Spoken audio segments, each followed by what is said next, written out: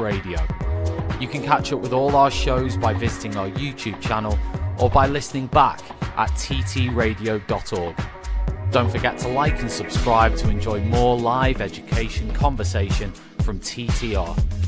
We hope you enjoy this show. Outstanding and world-class vision and world-class this. I'm a real leadership geek, honestly. I've spent my whole career reading books and chatting to people. I just find the whole thing and the announcement, the way it's been announced, bizarre. If you could move away from a model where teachers are so intensely focused.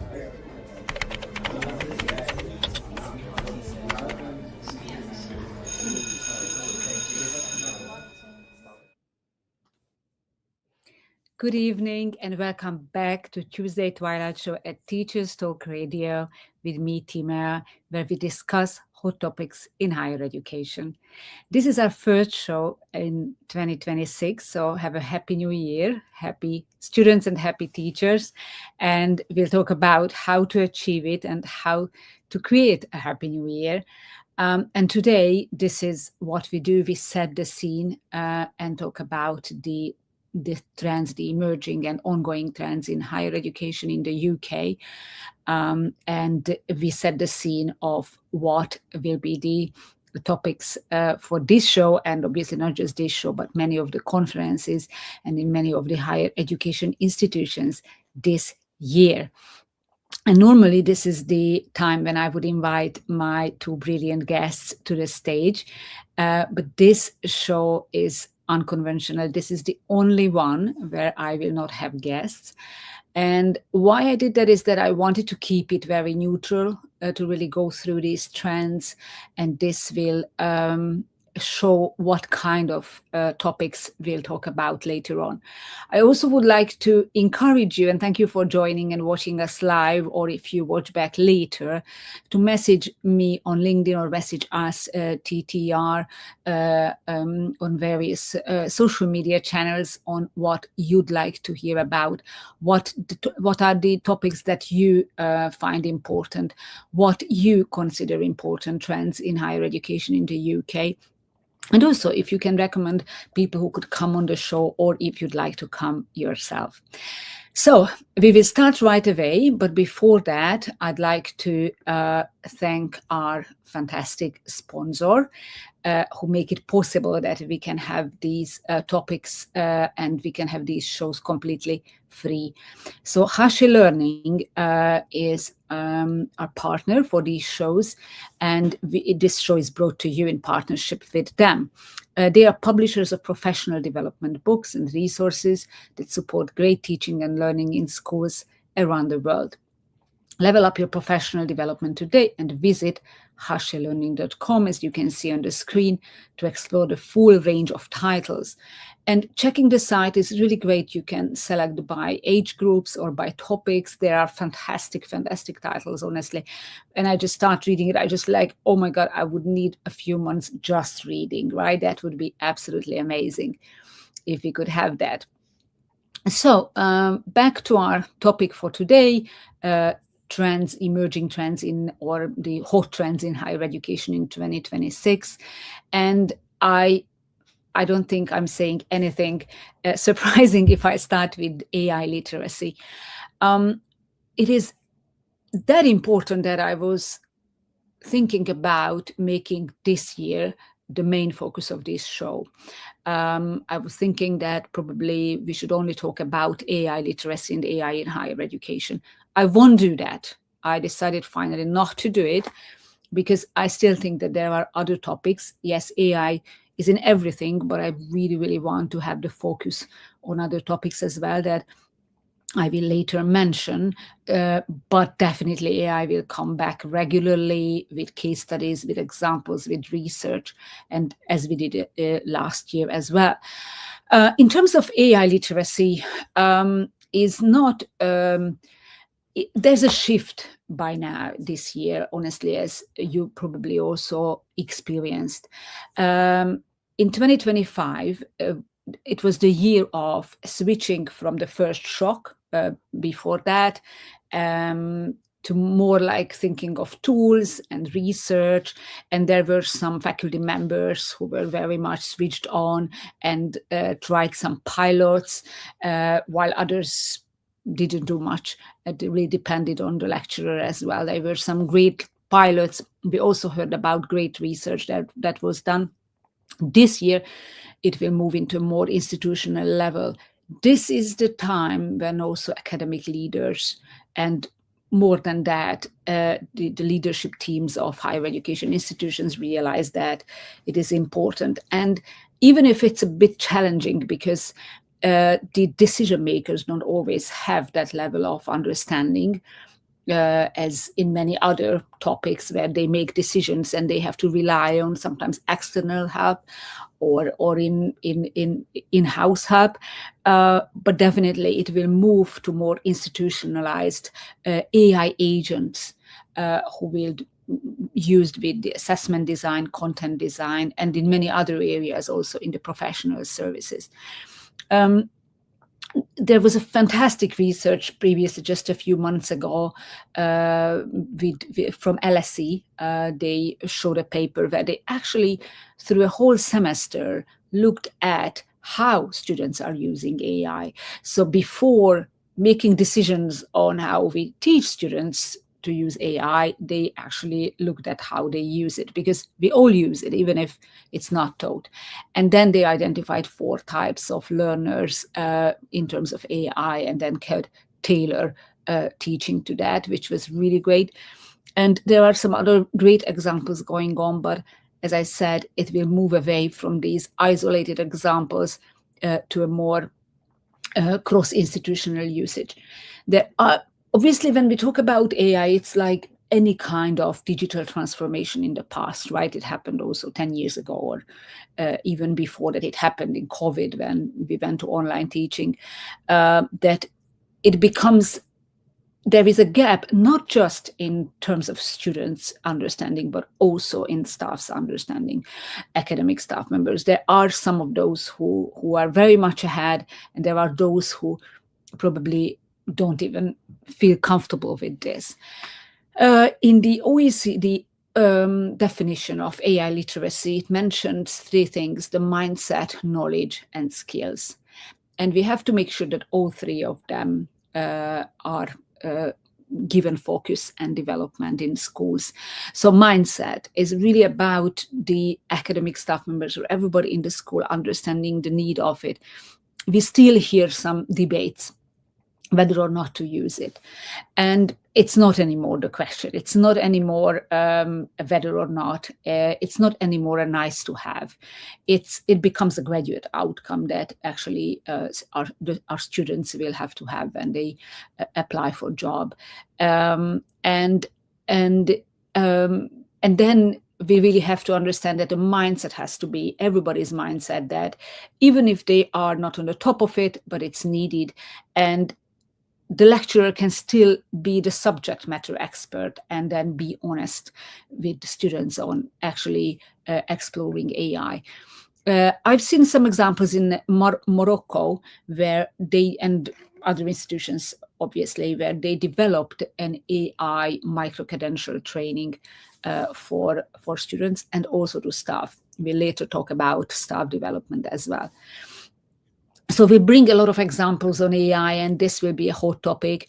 What I'd like to do really is to talk about actually tangible examples, because it's always easier to say that, oh, we'll need to do the policy and ethical AI, but actually I'd like to bring you and discuss with my guests actual examples. And this is going to be the year when there will be a shift in how institutions actually teach AI and discuss it with students. It's not anymore for them to not to use it or prevent them from using it. It's to encourage them to use it, to teach them to use it, to teach them to actually be critical thinkers and work together with AI, and to be able to relearn and follow the changes, because that's another thing with AI, that something that you teach today might not be the same in 2 weeks.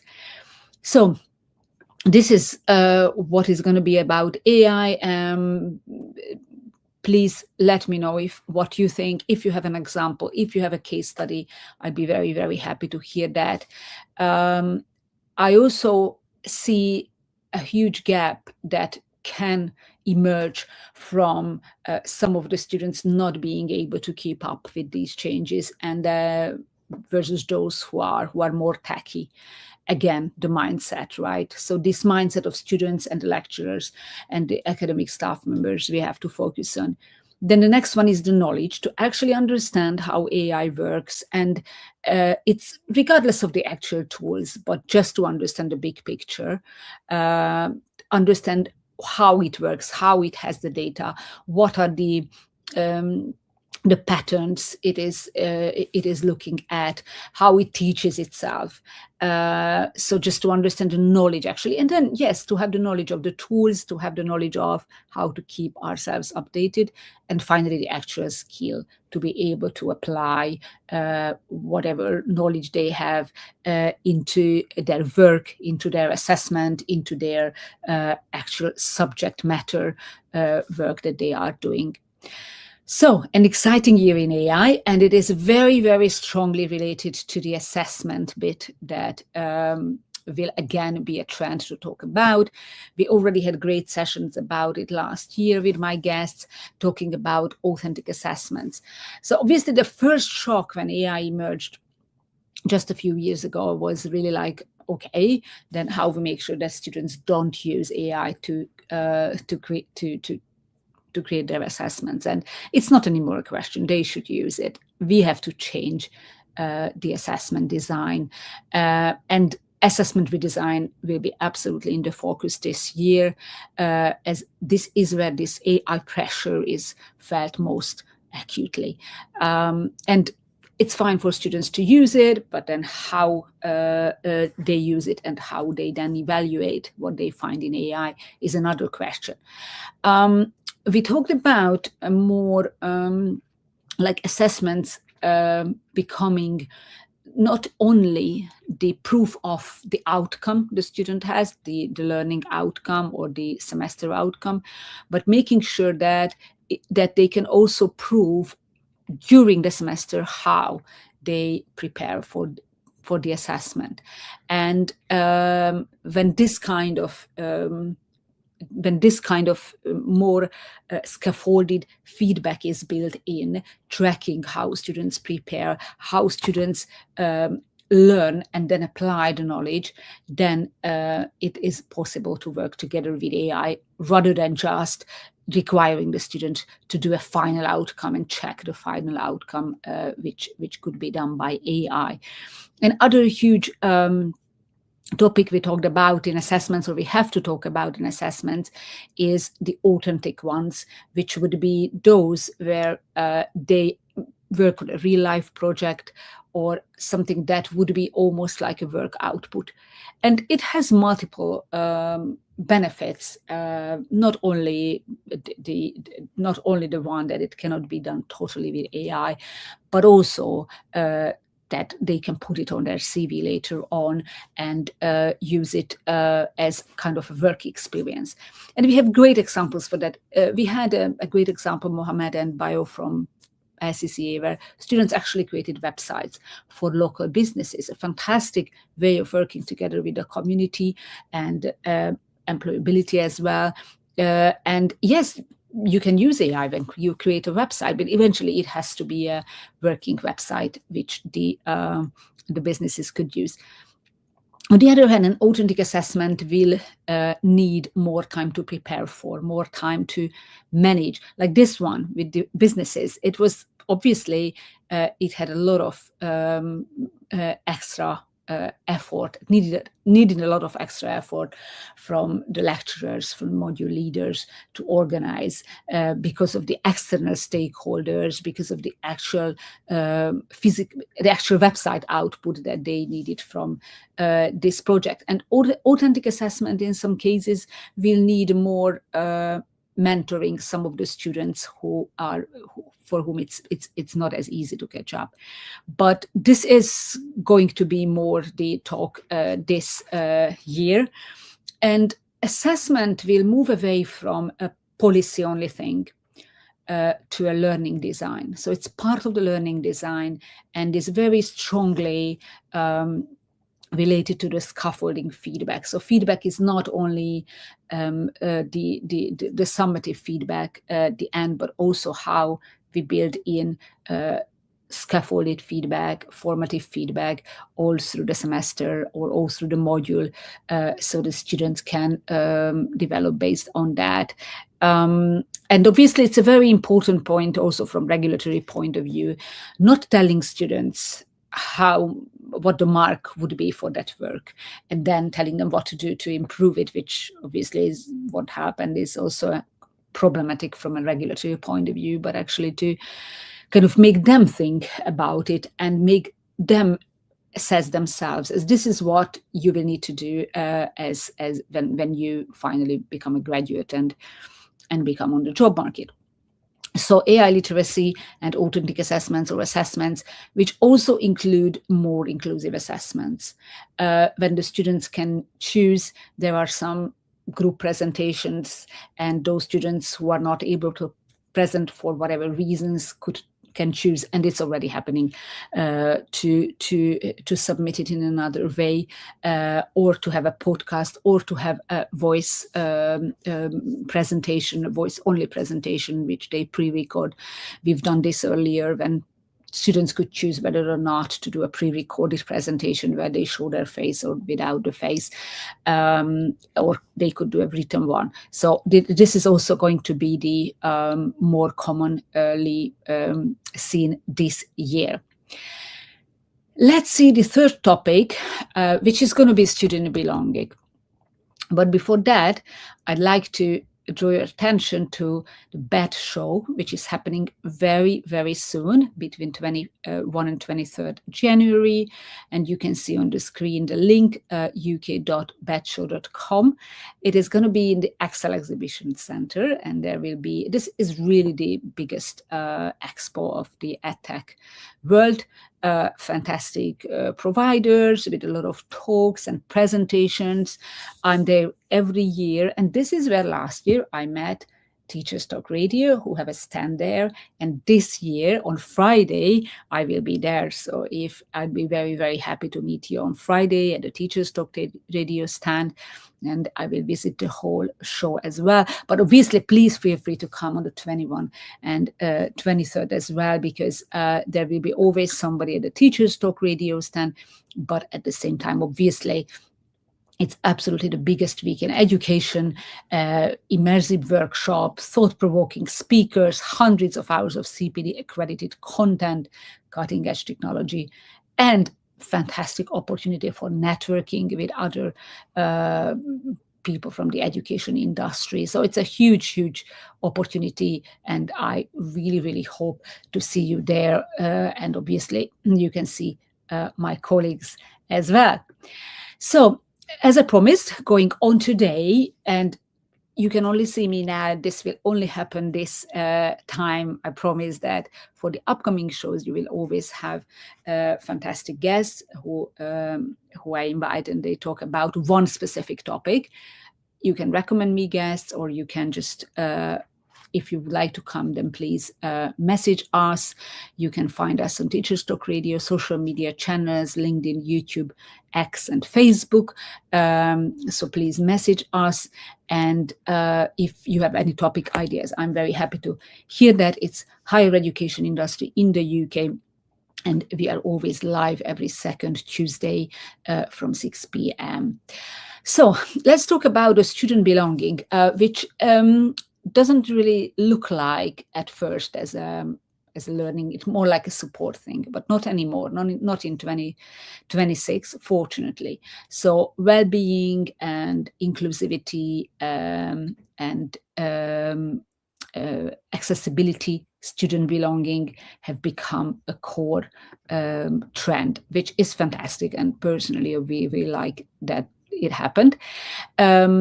We talk about student experience, and student belonging is really part of it. And it is at institutions where the mainstream institutions where you have young people joining the institution, it's a huge step from being in secondary and then A levels, which was more structured, and then suddenly they have a lot of freedom, and we can see how sometimes it can be a real shock. And I had here actually a student on the show, and this will happen this year as well, that I really would like to invite the student voice, as we say it many times, but I really do find it absolutely fascinating when you hear from them. And yes, they say that sometimes it's so strange to be there. You have a completely different environment. You have to more manage your time. Many times they are away from their families. So it becomes really important. And there are other types of institutions, the widening participation institutions, where students only attend once or twice a year. They have their life outside of the school. They work, have caring responsibilities for their parents or families. And again, it's very hard for them to have that belonging only for that one day. So how institutions establish a real community rather than just a few events will be a core topic this year. We had here Warwick University, who had a really good example of developing a framework for that, which is already proven. And what they did was really interesting. We have a lot of feedback from students in the module evaluation questionnaires and NSS, but these are all from students who are actually in the program and NSS who finished it, right? But they also went back and talked to those who were withdrawn or gave up their studies, why they did that. So it was very interesting to learn from them as well, and then to establish this support network that to be for the students to feel at home. There are many institutions. I was also teaching in one of them when you have international students, and it's shocking to see them just, you just kind of meet them a few days after relocating from the other side of the world, sometimes another culture, climate, other languages, and then they just come, and it's really so important to make sure that we align, and not just the support service. So it's also the academics' job, who is in the classroom with them, to create that kind of belonging and engagement. About the inclusivity, it's great to see some initiatives. We also had some colleagues here on the show who said that they are more proactive with this. So they don't wait until the students disclose any kind of disability, but they are proactive to assist during the recruitment. So right away when they start, they can already give support to students, which makes them more successful, rather than just waiting until the end of the semester to kind of find it out, and then it's probably too late to have them. So an absolute great topic, and that I like to bring back. And yeah, you see, this is where AI will always come back, because AI is a great way to give some personalized help and working together with the support person. So it's never just going to be AI, but if the two can work together, then you can give quicker help or more personalized help to students, and it can be used very well in student belonging as well. So, so far we've covered an AI literacy, authentic assessment, and student belonging. And this all will come to, and this is an important thing, and in my current position, I'm responsible for academic staff development, but actually it is a very important part of any higher education, any kind of institution. It also has to change based on how all the other topics are emerging and changing. Academic staff development will have to adapt to it. And what I can see, as I said, a huge challenge is actually to be able to cater for those who are more advanced in some of the areas, like AI, and way more ahead, while others don't even have the mindset. I really find it sometimes a challenge. This is where, again, AI would help to give more personalized help, where every staff member could put together the pathway which would start from their level, and then it could be phased very well. I also strongly believe in the fact that staff development is a development, right? So we expect our students to attend regularly, and develop over a certain period of time. Still, in academic staff development, many times we expect staff to attend a training and just like this, they convert. It won't happen. So academic staff development will, again, just like with students, will have to think in processes and more like in a longer term development, as the name suggests, with a lot of reflection and feedback, and being able to learn, to have the knowledge, and then to apply the skill and to learn about it. It also kind of, if we expect our academics to deliver engaging sessions, then academic staff development also has to be one, right? We have to lead by example. I always believed in that. And it also has to be the one which doesn't only happen on site or online, but also I'd love to take the academics to on a study tour and to have some of an experience. If it's a hospitality faculty, then going to a, I don't know, luxury hotel, talking to there in the hotel, how things work, and seeing it in real life. So this is going to be also something that we will talk about more. I don't think that we talked a lot about it. You very briefly mentioned it when we talked about AI, because AI will have to be a core focus of the professional staff development. And it has to be assessment focused, really. So looking back, like how staff can design assessment, and it has to be embedded into the review and the promotion processes and linked to the KPIs to make it really efficient and to move away from just some interesting training sessions. So this is going to be a very interesting thing. Employability, and I know not all the experts in the subject like this word now, employability. I just use it because this is the accepted terminology. We had a lot of fantastic guests talking about it, and again, there's a shift now. 2025 was a kind of like a transition year, as I could see that a lot has happened in employability. We have now the teams at the higher education institutions. Like, it is a completely different picture from what happened 5 years ago, for example. What this year will bring more, as we can see. So it's not just from me, but actually for this session, I have digged into a lot of papers and research, and also papers published by the QAA, UK universities, Advanced AG, OFS, and obviously a lot of the peers published papers. I looked into insights from mastermind groups and also those guests I've previously had. So whatever I'm just listing here is not coming from me only, but is coming more from what I've looked at, so that you don't have to. But obviously, you also have your own sources, so I'd like to hear from you as well. So what I can experience, and just looking at a bit broadly, is that employability now goes more into the actual curriculum. Kingston University, and I would like to invite them, built it into their curriculum as a module. So it's not just an add-on that students can attend outside of the curriculum, but there's an actual module. And all through the 3 years from foundation, and then all through the years, they have one module, and they added the third one this year. So this is their future skills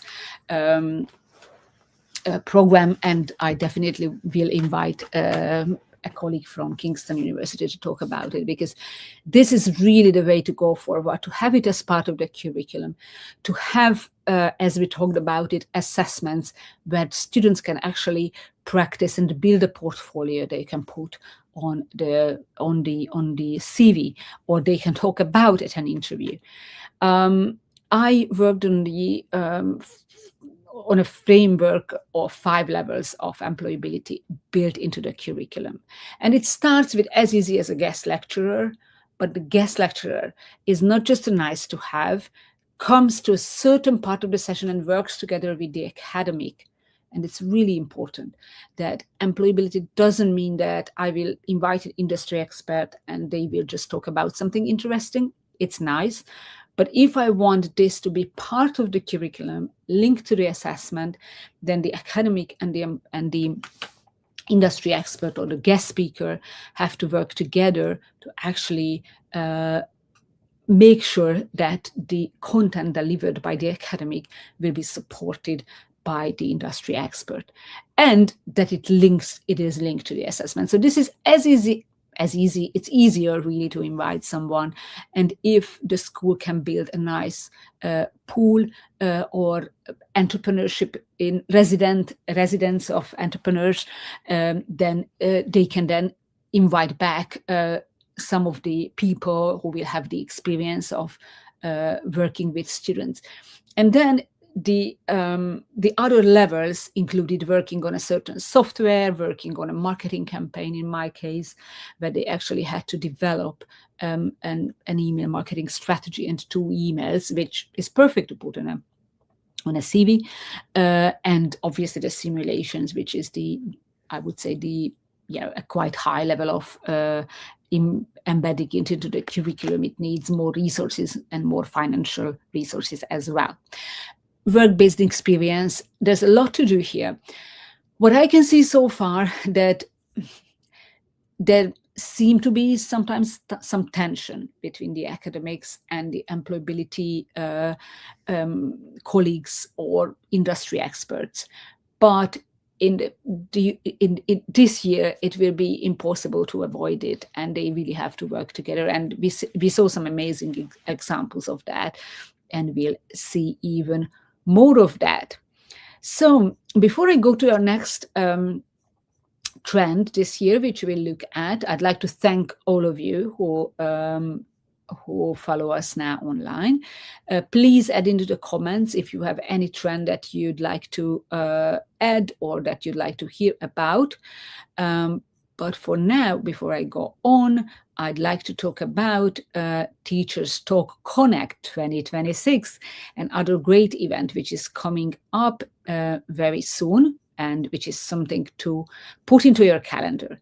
So Teachers Talk Radio is here with many shows, with more than 50 contributors, right? This is just one of them that you can see now, but we are here every day, various times of the day. It's not only me. I'm only here every second Tuesday from 6 p.m. But fortunately, we have many more presenters. And there's an in-person event where you can meet the presenters. And this is happening on the 14th of March in Manchester. Okay.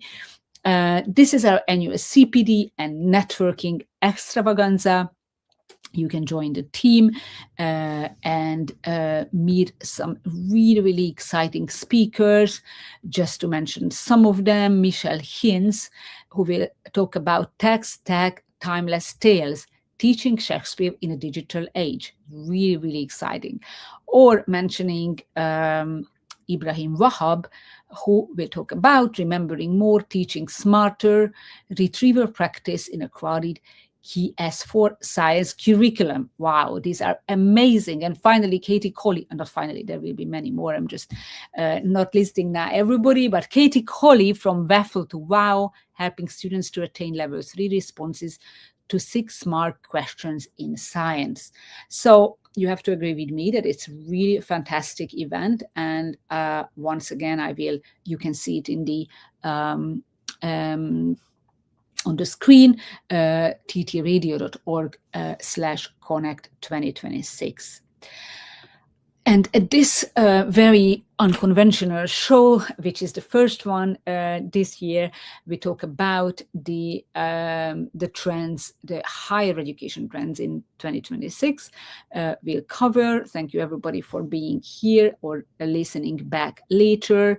So far, we mentioned AI literacy, assessments, student belonging, academic staff development, and employability. And now it's probably, you ask the question then, if so many things are changing, then what's the role of the lecturer in a higher education classroom, right? How has it changed? When universities emerged, it used to be the lecturer coming in with the highest level of knowledge, with the highest level of experience, a lot of research, and it was actually the person in the room who was the wisest and knew most. And in some ways, it still can happen in some areas, or actually as a subject matter, certainly can. But with all these things changing, with the digital age, with AI, with a lot of real life experience, how it changes. And this is going to be, again, something that lecturers have to redefine themselves. And this is, again, a mindset issue, especially with AI, that you have to be fine with being a curator or a facilitator more than, or actually also the expert, but there could be some things where you won't be an expert at. You can know about it, like AI, for example, and it's okay to tell the students and work together with them, but making sure that you facilitate it. So making a curator, a good curator knows, has fantastic critical thinking skills, and knows how to pull together the best collection of content, and knows where to reach out to, knows what works and what doesn't. So it doesn't mean necessarily that you just kind of let the class do whatever they want, but you facilitate it in a very effective way and make sure that they learn from it. And I think this, again, requires a little bit of different skills, because many of the lecturers have fantastic teaching skills. They have the teaching qualifications, which obviously is there to teach. But being a curator, being a facilitator, sometimes requires a bit different attitude to people, because as a facilitator, you still have to make sure that by the end of the session, it's clear for students what you expect, what to do, what is it that they can take away from the session. So this is, again, something to relearn, or to actually learn, and being really an expert and being a curator, not necessarily always an expert, and to be fine with it. Another interesting aspect will be the strategy, learning and teaching strategies, how they change. It's not anymore enough just to be aspirational in a strategy that we normally are, right?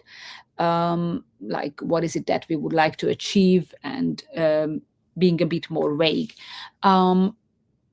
Effective strategies have to be tightly linked to the assessment policy, the workload models of the institutions, the staff development expectations that we talked about when staff has KPIs, the digital infrastructure. So it actually, as I just said here, and this is what I'm having from those who design learning and teaching strategies, and we just designed ours a few months ago, is that it should be something that changes practice and is not just intentional, but it actually is something, a document that a faculty is able to use to change practice for the positive, obviously. And this is going together with the strategy design. Some of the learning and teaching strategies which were designed a few years ago, or even if it was a year ago, will need to be revisited based on all these new trends, how these could be added into it. Is it something that we actually actively outlined in that strategy? Is it something that we linked to all the expectations? And I will add, so this, so far, everything that I've covered so far were in the papers and in the research, and I really looked at all these very big institutions like QAA, the UK universities, government UK government, the Higher Education Policy Institute, Advanced AG, OECD, and also looking at, I have a mastermind with academics who we exchange thoughts, so from those circles. I would like to add two more, which were not really discussed in papers. And I'm very sorry about it, because these are super important and will be super important in 2026. They were already important in 2025, but I can see how now the importance and probably also the acceptance is emerging. And one of them is social media. Social media in education in multiple ways. One is how we use social media to, as an academic team member, as a lecturer in higher education, where we know that our students are following, are using social media, and it's very easy to access them there. So how we actually use those social media channels to spread the knowledge about our subject matter expertise, to kind of grab their attention, to talk about things and move it from outside the classroom to a more broader platform where you can reach more people. There are some great examples for that, but again, I can see that there are some lecturers who by nature are embracing it and are very happy with it. As I can see, more and more are picking it up. And if you think about it, lecturers by nature are the ones who are on a stage in a classroom already speaking. It's just, again, using that kind of digital outlet to reach even more people. So this is one thing. Second thing, social media. How we encourage students to use social media as part of the studies, to look around there, to make connections, to find tips, to understand the behavior of certain groups. Social media is amazing for research. If you really look at how people comment, even if you just look at emojis, even if you just do sentiment analysis, is a fantastic research source for many, many things. So how we make sure that actually students use social media as part of the study? There are many great ways, and I like to bring you examples this year. So this was the second. The first was how we use it to actually talk about our subject matter. The second is how we make sure that students use it as part of what we teach them. How students use it, I've seen some amazing examples where they had to set up some social media channels, and this was the outcome. Fantastic thing again. And the third one, and it's a very important one, we already had a session, using social media to build your personal brand as an academic. And I'm very happy because now I can see that there are thousands of academics on LinkedIn, where I primarily connect with them. And many of them are active. And it is a big change versus what I saw 3 years ago. Obviously, there are still those who use it only to repost what their institution already posted, which is fine, but it's not your own thought, right? So I could talk a lot about it, and I will with my guests later on this year, because it is fantastic to build your personal brand, to talk about the topics that matter to you, to talk about your research, your focus of interest. This is where we talk about these podcasts, by the way, to talk about what matters to you, to champion your students, your colleagues. It's not only about talking about yourself, but championing those who matter to you, to talk about events and conferences you go to or you speak at, talk about what you published or what others published and you liked.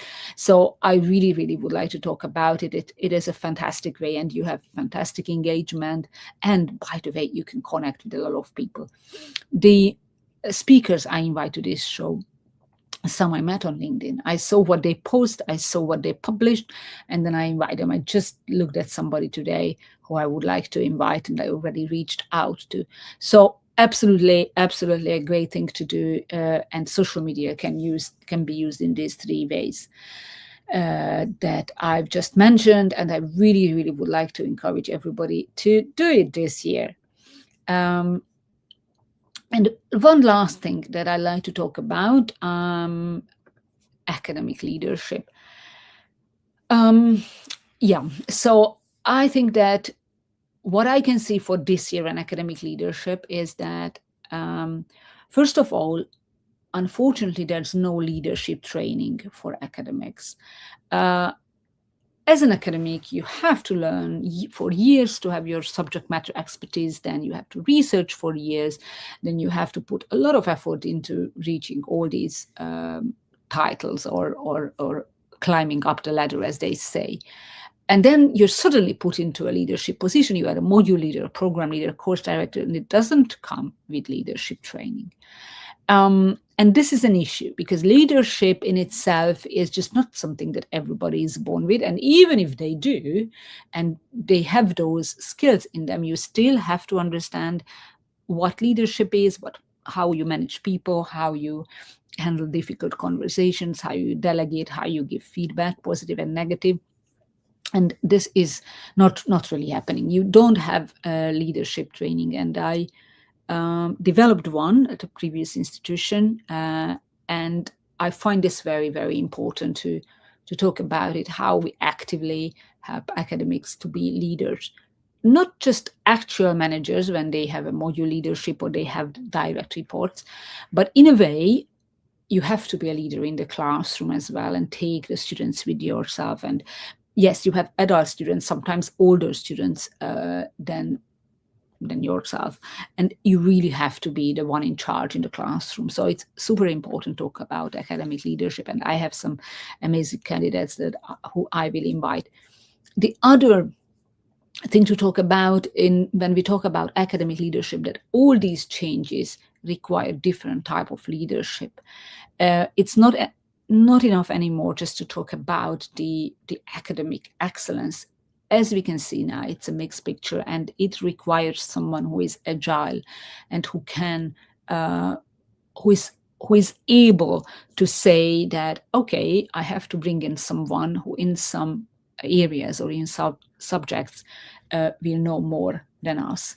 And leadership has to be really more agile and has to encourage people or the staff members to have their own initiatives and come forward. So I can promise you that I will invite some amazing academic leaders who will talk to us about their own experience and what they do and how they also encourage more inclusive staff, which again is a fantastic opportunity if you think about it.